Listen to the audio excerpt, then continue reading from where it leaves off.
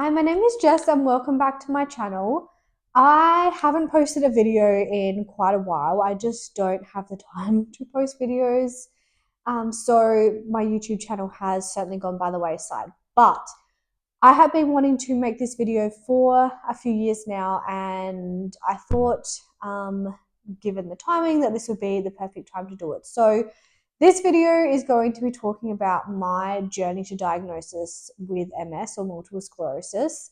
World MS Day was on the 30th of May, so I've just missed it, but we were traveling, so I just didn't have time to film this kind of before we went. And the theme of this year's MS stuff is all about your journey to diagnosis. So I found these videos really helpful when I was first diagnosed, and I've wanted to kind of talk about my kind of journey to diagnosis for a while now. But yeah, just haven't had a chance. I wanted a couple of years to kind of settle into the diagnosis and all that kind of stuff.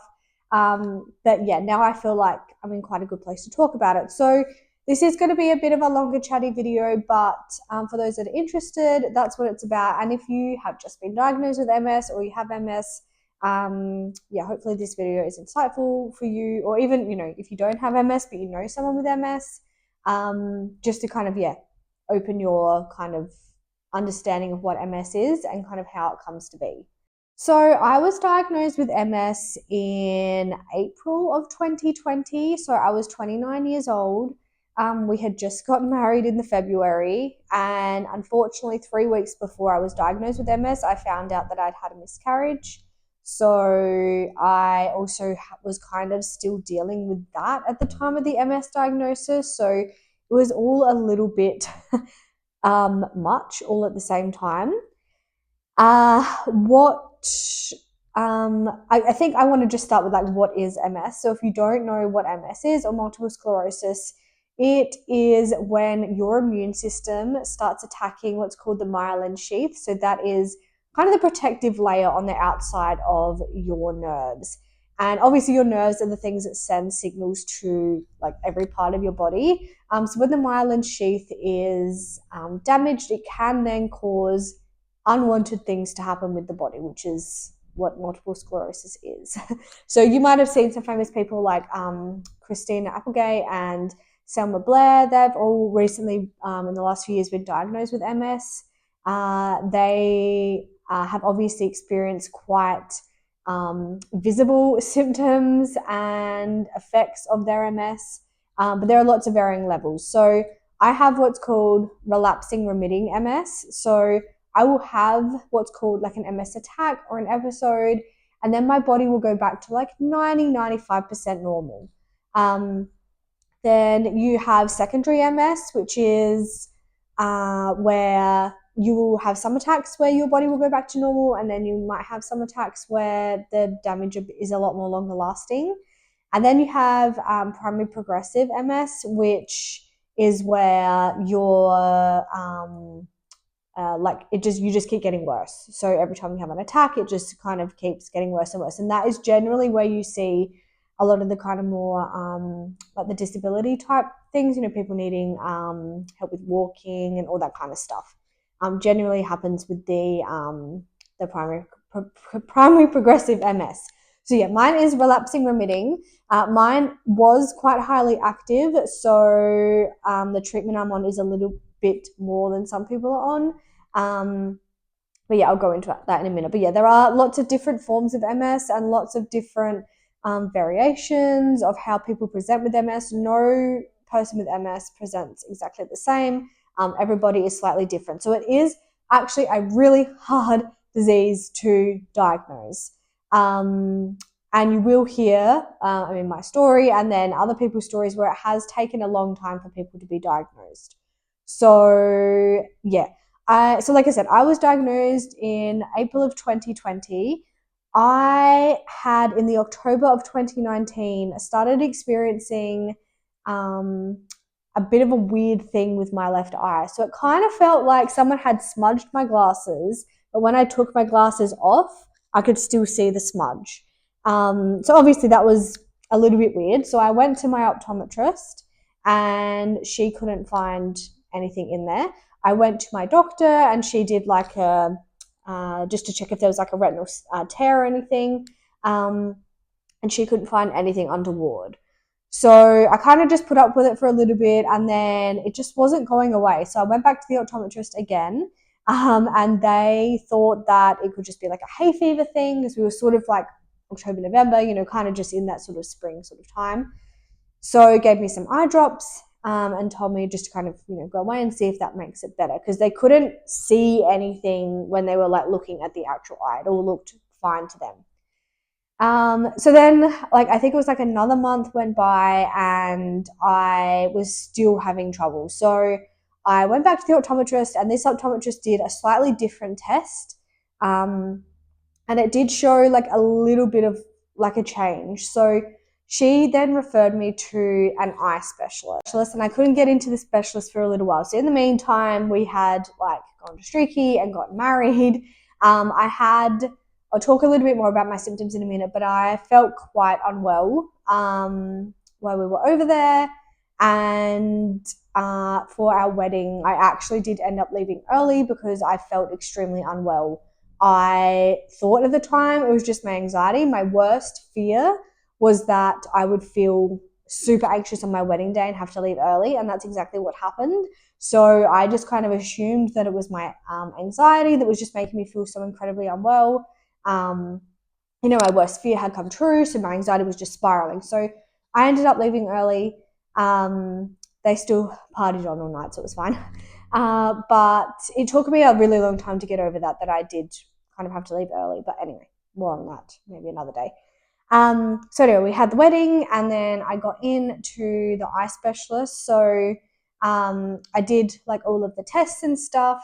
Obviously, they're quite in-depth tests with the eye specialist. They use all their fancy machines, and they can see a lot more than the normal optometrist. So I did all the tests, and they actually kind of tell you like the results of the tests when you're there. So Kenneth and I went in and sat with her, and she said that she could see something kind of in my eye, like there was a bit of a shadow that was showing up in some of the testing. So she wanted to order an MRI to kind of, just suss everything out and see what was going on. So we like kind of booked in the MRI, and then I actually found out I was pregnant. And with MRIs, they suggest not doing them like in the first 12 weeks. So I actually cancelled that MRI and was waiting until I was 12 weeks to kind of get the MRI scan. In the meantime of waiting, I unfortunately had a miscarriage, so I booked in the MRI and went and got the MRI done.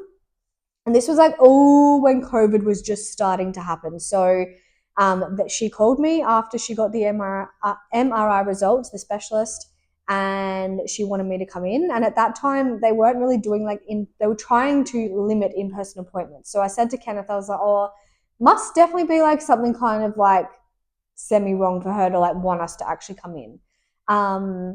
And we were, the week before we were like seeing her, Kenneth kind of was just asking me more questions about it, and then he started Googling like my symptoms and stuff with the eye, and I was Googling it too. I hadn't really Googled anything up to that point, and MS came up as one of the like things that could cause I think she had said at the time it was optic neuritis. So something that could cause optic neuritis, or one of the biggest causes, was MS.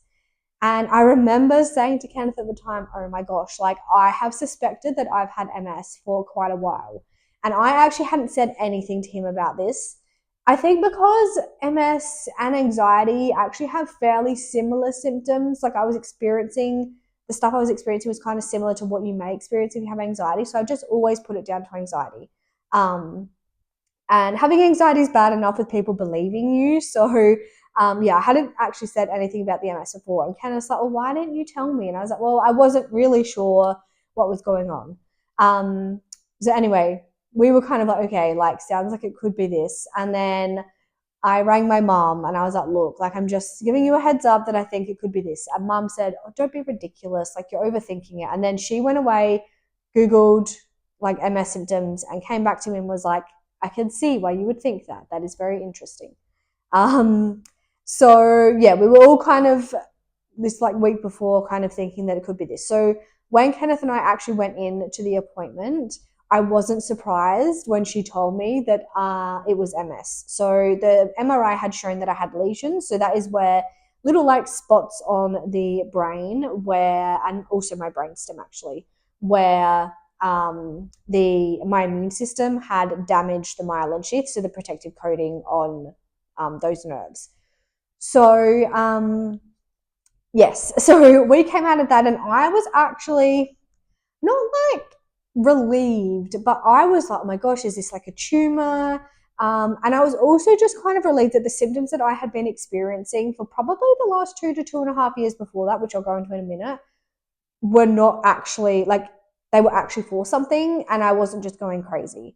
So for me, like personally, it was a little bit of like a sense of relief in a way to have a diagnosis. And although I didn't fully understand like about the MS and how it would work, I was just in that moment, I was like, okay, there's something there. They can kind of, we'll talk to someone, we can do stuff about it, etc. My family, on the other hand, were not, it was like a big shock to them. I had spoken to my mom about it, but I hadn't mentioned anything to my sister or my dad just because I didn't want to like cause alarm. So they were obviously very upset, and we were just all kind of like, what happens now? So I went to see a neurologist and had another MRI done of like my whole body, and I also have lesions on my spinal cord. So the spinal cord lesions, I actually have quite a few on my brain, but they're not generally the ones that cause disability. It's the ones on the spinal cord that have a greater chance of causing disability. So I do have a few on my spinal cord, but yeah, touch wood at the minute, I'm okay. So for the previous 2.5 years, I'd had a few symptoms. So one of the bigger ones was I'd had this tingling in my fingers, like mostly these three fingers here. And this was really, I just woke up one morning and I had just the weirdest feeling on the bottom of my foot. It was like, when you've been in the pool or like the ocean for too long and your foot goes like all wrinkly. It felt like that, but obviously I'd been asleep and my foot wasn't wet. So I had that just a weird feeling, and then a very strange sensation on my thighs and on my stomach. Like when things would kind of brush past them, it just felt really weird. So I did go to my doctor. She thought it could be, again, this was kind of the time where like, I think people knew that I had anxiety, so they thought maybe I was just like kind of imagining the other stuff. But my fingers, my doctor said it could be carpal tunnel. So kind of did some testing, and then I went and saw like a hand physio, and she ruled out carpal tunnel but said it's probably my posture, and I have terrible posture, so it kind of just made sense. So I worked with her for a little while, tried to fix my posture, and then it sort of didn't go away, but it wasn't as bad. So I thought, okay, well, that's maybe done. I'd also experienced loss of balance. So I distinctly remember like the day at yoga when I'm really I was very into yoga and I loved it, and I was like not bad at yoga, like I could hold positions well and stuff like that. And I distinctly remember the day where I think we were doing like dancer pose or something, and I just couldn't balance myself anymore. And I was like, what is going on? Like, why am I so off? And then, I had a lot of instances where I'd kind of trip over it. I think I've always been a little bit clumsy like that. So yeah, it wasn't like a cause of concern for me as such, but it was just something to like take note of. And then looking back on it, I'd also had like brain fog. So I'd be like, okay, obviously this is like a camera or a phone, but I'd be like, oh, like what is that? Like I just couldn't bring the word to the front of my mind. So there had actually been quite a few things in the last 2.5 years, which I would now be known as like MS attacks. So because I'd had quite a few in a short space of time, the neurologist classified my MS as highly active. So there are a number of different things you can do for MS. Unfortunately, the treatment options for like secondary MS and primary progressive MS are much less. There's not actually a lot that can be done. They are putting a lot of money into like research for that kind of stuff, but there's not a lot that can be done. But thankfully with relapsing remitting MS, there has been a lot of research done over the last 20 years, and there are some like pretty good treatment options, or not treatment options, but just options that can kind of help like stop the flow. So essentially, I cannot repair the damage that's been done. So my body is just, that stuff will just stay there. But what my treatment does is it stops new lesions from occurring. So yeah, they are doing testing and a lot of research into repairing myelin, which is that protective coating around your nerves. But at the moment, there's not much, like no treatment available for that. It's more just stopping any new ones from appearing. So I was given like 3 options. And because we wanted to have a family, Sabri, which is what I'm on at the moment, was the best one for me. I think the hardest thing about all of this at the time when I was diagnosed as well was that we just had the miscarriage and we were pretty keen to try again. And he essentially said to me that I needed to wait a year before we could try again, because there is a huge risk after women give birth of having a massive attack. And that is actually when a lot of women are diagnosed. So the most common age that women are diagnosed with MS is between 20 and 40. The most common age to be diagnosed with MS is 29, which is when I was diagnosed. And women are 3 times more likely than men to be diagnosed with MS. So he wanted me to wait a year so that I could have a year of treatment, and then hopefully when I got pregnant and then gave birth, I would have the risk of me having like a big kind of MS relapse would be a lot less. So that was probably the hardest one for me. I found that quite difficult because we were pretty bummed about the miscarriage and really wanted to try again, but we weren't able to. So anyway, we decided that I would go on to Sabri, and so I started that maybe 2 to 3 months after kind of I got diagnosed. It all happened quite quickly once I got diagnosed. So that involved at the time an infusion, like in my arm or wherever, of medication at the hospital, and then I had to stay for an hour afterwards just to make sure there weren't any side effects or anything. And then that happened every 4 weeks. When I was pregnant with Mia, I didn't have any treatment done. Pregnancy actually protects your body, which is pretty cool, from kind of new stuff happening when you've got MS. So she was actually protecting me, which was really cute. But I started my MS 2 weeks after I gave birth. My MS treatment 2 weeks after I gave birth. So currently I actually have it at home. So in Australia, we have what's called chemo at home.